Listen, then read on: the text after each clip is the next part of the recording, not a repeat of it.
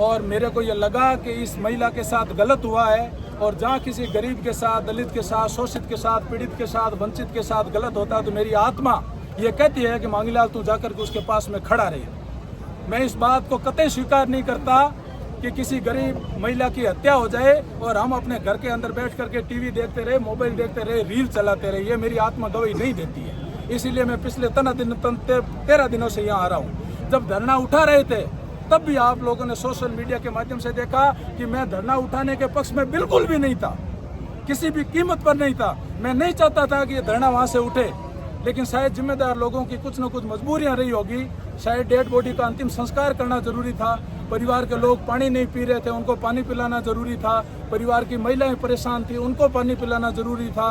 हिंदू धर्म के अंदर जो रीति रिवाज है उन रीति रिवाजों को करना जरूरी था, इसलिए डेड बॉडी उठानी पड़ी। लेकिन आप अनुमान लगाइए, आज जिले का एसपी और जिले का कलेक्टर रिटर्न के अंदर लिख करके देता है और फिर भी हथियारे हाथ में नहीं आ पाते हैं। इसका मतलब हथियारा इतना शातिर है कि एसपी और कलेक्टर को उसने उल्लू बना रखा है। मैं फिर से आप लोगों को कहना चाहता हूं, ये भौरी का मर्डर किसी एक व्यक्ति विशेष ने नहीं किया है।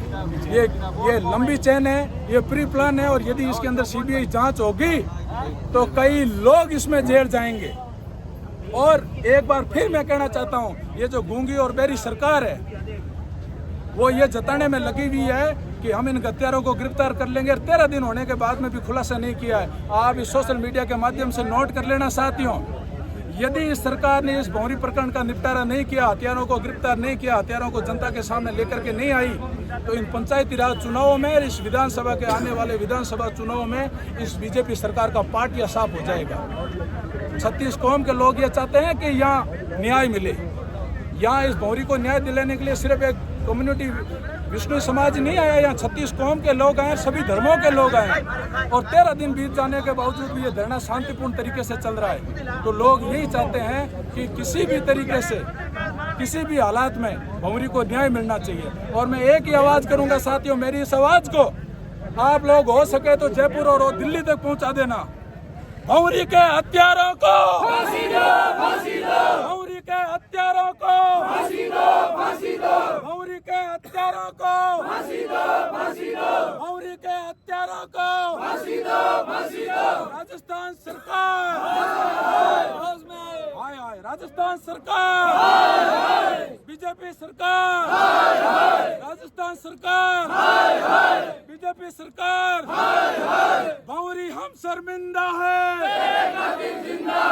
भौरी हम शर्मिंदा है,